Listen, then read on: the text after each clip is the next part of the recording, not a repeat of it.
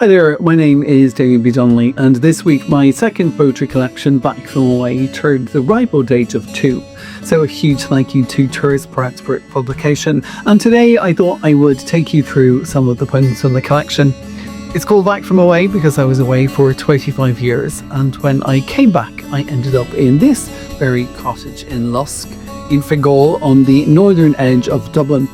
And during COVID, as I got locked down here just after I arrived, during COVID, I was out in the back garden, digging through all of the weeds, through all of the plants, getting to the roots of all the trees. And the strange thing about getting to the roots of your family tree when you're adopted, like I am, is that sometimes you feel very far from your own roots. So this is one of the poems from the collection, and it's called To Find Out What Lies Beyond the Scent of Lavender. Between my fingers, I twirl calyx of lavender. Nostrils twitch at the memory of a scent that isn't mine. Chimes ring, cross-legged in the midst of a Buddhist chant.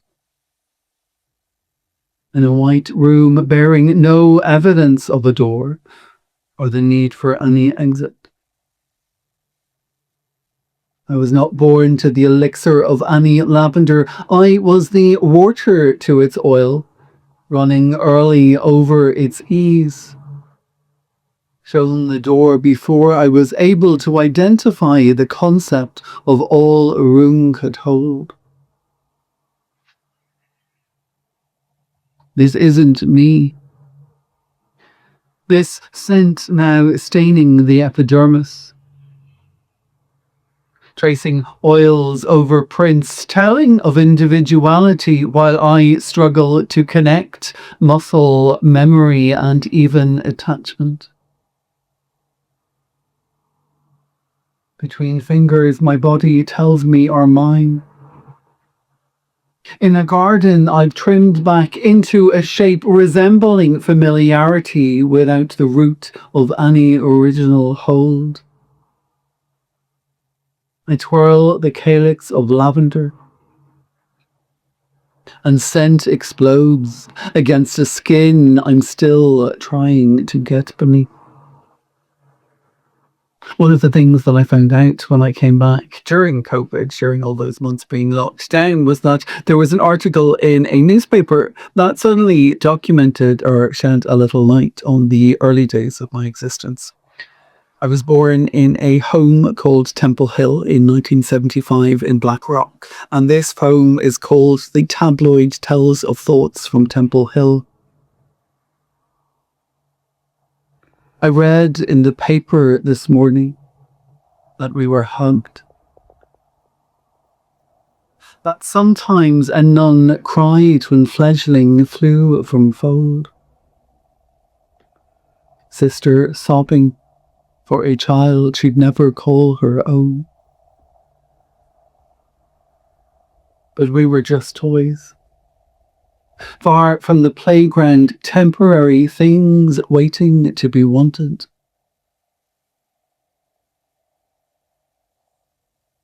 I read in the paper that sometimes someone sang to us before we knew what a song was or what sadness meant. Newborn babies waiting on new names in odd arms, singing us songs of selection. But one of the other things that happened when I came home not long into COVID again was that the rather cold commission came back with its reports on the mother and baby homes.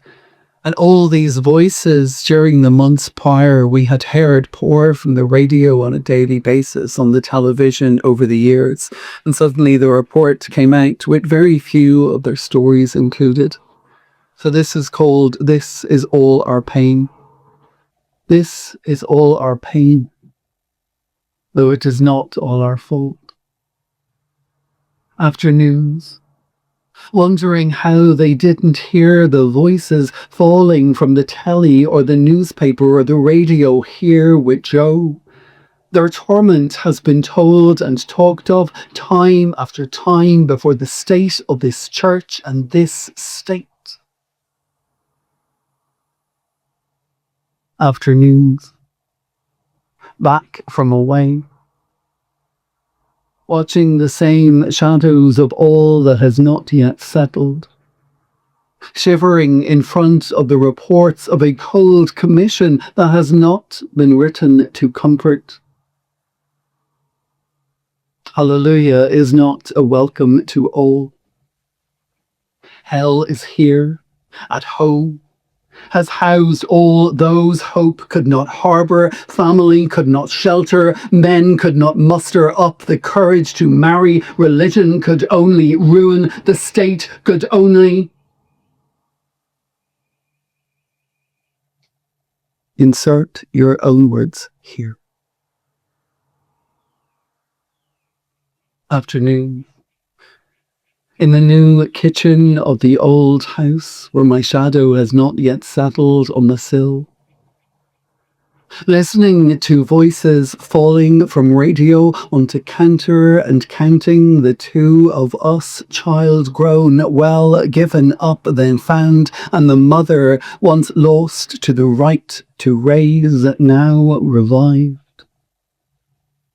Hell, harbour, home. This place to cradle hope. Afternoons, we walk along the shore.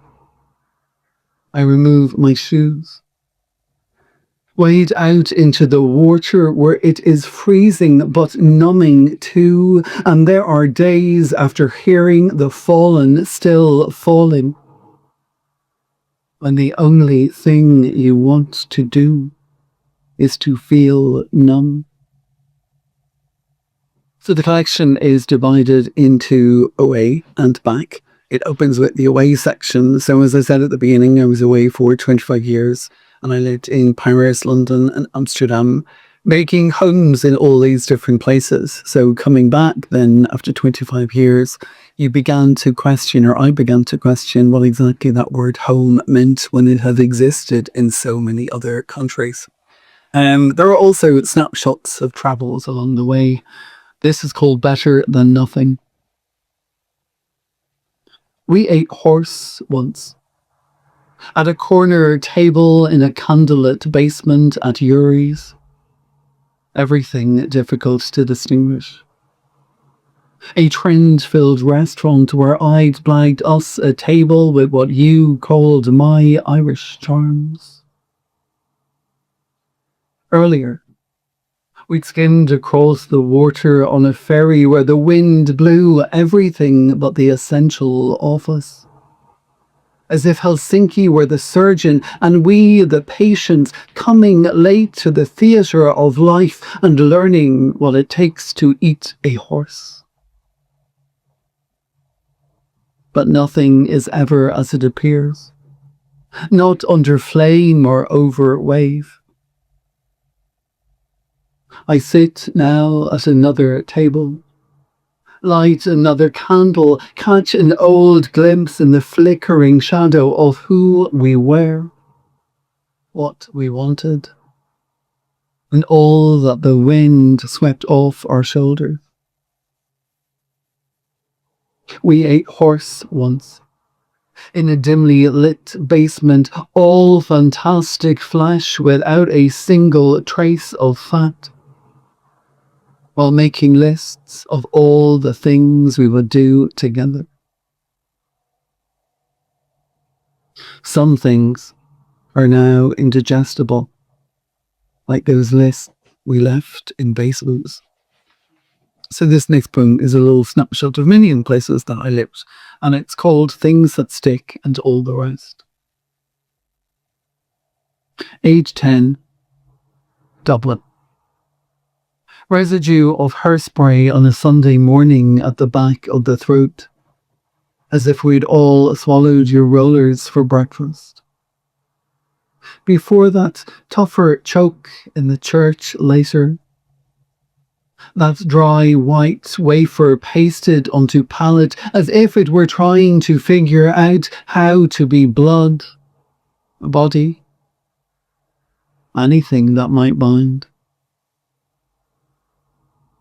Age 30, London. Residue of hairspray in the house I painted over and over as if colour were the antidote to running away from being 10, from being 30, from being tied to things that still choked. Age 40, Paris. 5th floor walk up, too small to fit in a single residue of anything non-essential. You, in a hotel this time, filling it with all I couldn't hold anymore.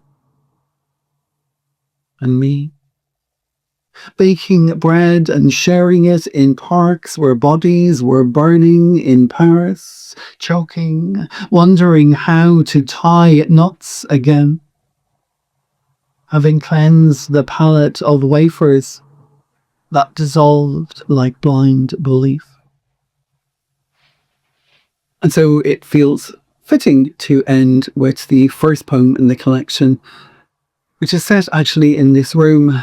So when I came back, I ended up living in a cottage that was built in 1904 for my great-grandparents, and unpacking all of my other homes into this little room was very strange in those first few months. This is called Between the Floorboards. Thank you for listening. This room is 17 floorboards wide.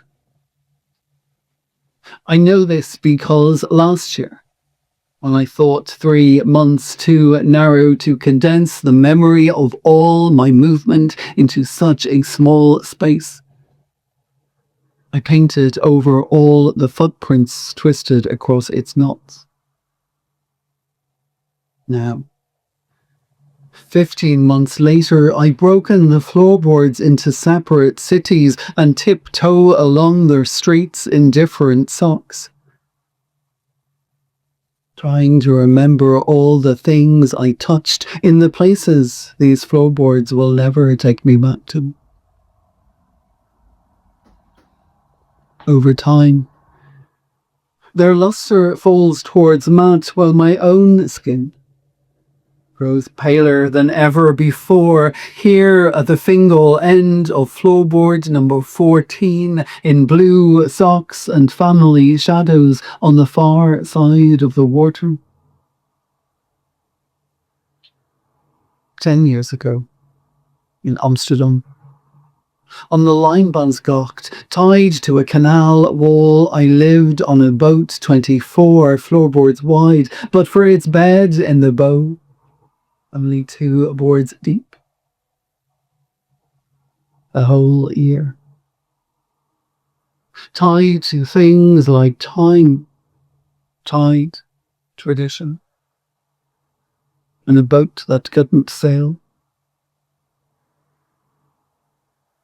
Year. At the northern edge of Dublin, the Dutch streets run along a floorboard number 4, and sometimes when I reach a certain point in that board, I stop, remove my socks, feel the run of current over stilled toe, remember what it was like when I danced on the water. Thank you for listening to Back From Away.